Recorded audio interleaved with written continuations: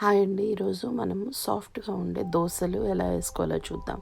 దీనికి కావాల్సిన ఇంగ్రీడియంట్స్ మనకి మినప్పప్పు ఒక కప్ తీసుకుంటే మీరు 2 కప్పులు బియ్యం తీసుకోవాలి.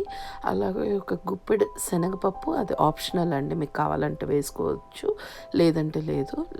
అండ్ కొంచెం మెంతులు, ఒక హాఫ్ టీ స్పూన్ మెంతులు. అండ్ అవి అట్లీస్ట్ 6 to 8 hours నానబెట్టిన తర్వాత దాన్ని మనం రుబ్బుకునే ముందు ఇక్కడ ఏదైతే అన్నం ఉందో మనకి ఉడకబెట్టిన అన్నము, నేను ఒక 2 టేబుల్ స్పూన్స్ అన్నం తీసుకున్నానండి. అన్నం తీసుకొని మిగతా పప్పు వేసేసి రుబ్బుకుందాం. నీళ్ళు యాడ్ చేసుకొని మనము నీట్గా రుబ్బుకొని చాలా సాఫ్ట్గా రుబ్బుకోవాలండి.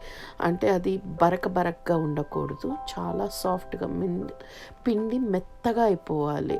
సో బ్యాటర్ చాలా సాఫ్ట్గా స్మూత్గా ఉండాలి. సో అలా రుబ్బుకొని దాంట్లో నేనైతే కొంచెం ఇంకా కొంచెం వాటర్ పోసేసి దాన్ని ఓవర్ నైట్ మనం ఫర్మెంట్ అవ్వటానికి పెట్టేద్దాము.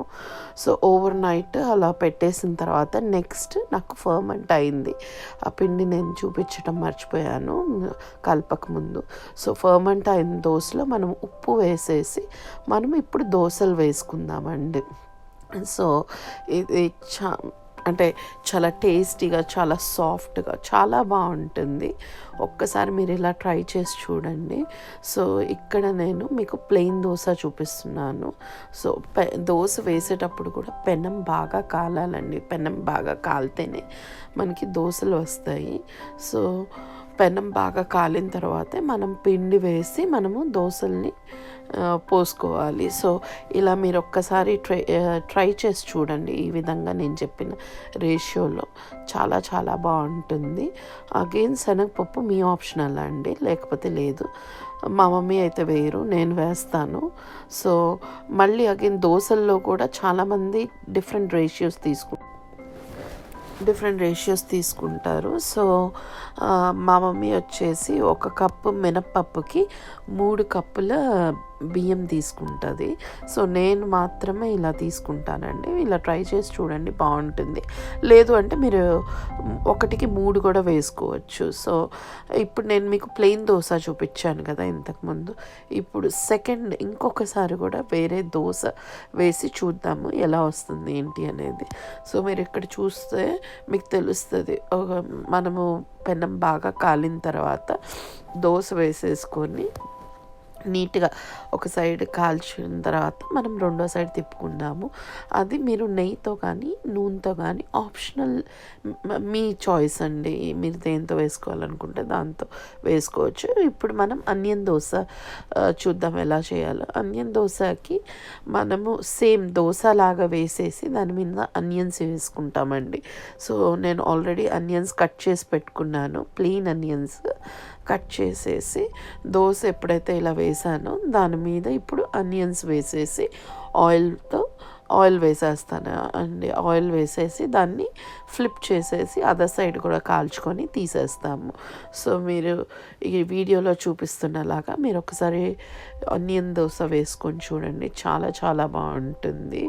సో నాకైతే చాలా ఇష్టం onion dosa. More than masala dosa నాకు ఆనియన్ దోశ అనే ఇష్టం అండి. సో ఒకసారి మీరు ఇలా ట్రై చేయండి. దీనికి ఆనియన్స్ ఒక్కటేనండి. దీనికి మనం ఆనియన్స్కి ఎటువంటి ఉప్పు కానీ కారం కానీ ఏమి రాయము. మీ చాయిస్, మీరు ఇంకేమైనా ఎక్స్ట్రాగా యాడ్ చేసుకోవాలంటే చేసుకోవచ్చు. కానీ ప్లెయిన్ ఆనియన్ దోశ ప్లెయిన్గానే, ఆనియన్స్ కూడా ప్లెయిన్గా ఉంటేనే చాలా బాగుంటుంది, క్రంచీగా బాగుంటుంది. సో మీరు ఒక్కసారి ఇది ఇలా ట్రై చేసి చూడండి, మీకు నచ్చుతుందని అనుకుంటున్నాను.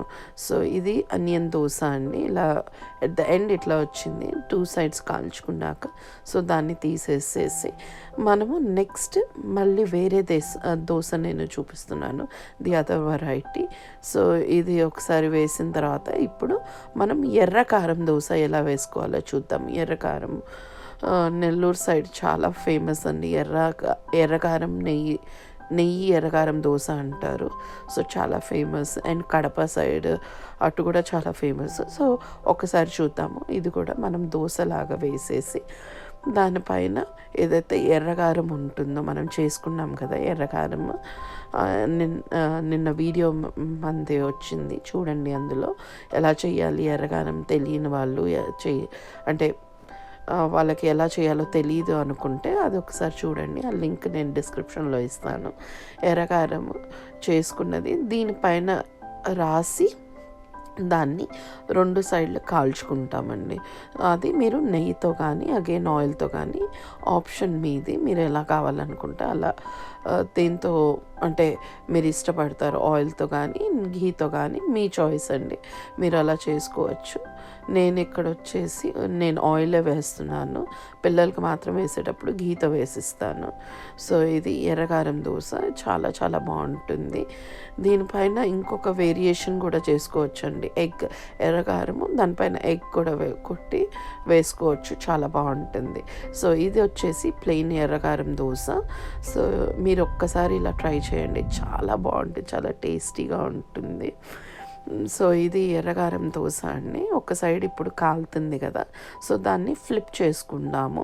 ఫ్లిప్ చేసుకున్న తర్వాత ది అదర్ సైడ్ కూడా కాల్చి దాన్ని మనం పక్కకు తీసేయచ్చండి. తీసేసి మీరు అగైన్ చట్నీతో మీరు తినచ్చు, మీ చాయిస్, మీరు ఎలా చాయిస్ ఆఫ్ చట్నీ మీరు ఎలా తినాలనుకుంటే. ఇప్పుడు ఎగ్ దోశ అండి, మోస్ట్ ఫేవరెట్ మా ఇంట్లో, మా పిల్లలకి, మా హస్బెండ్కి, అందరికీ ఇష్టము. సో ఎగ్ దోశ వచ్చేసి ఎలా చేయాలో అది కూడా చూపిస్తున్నానండి.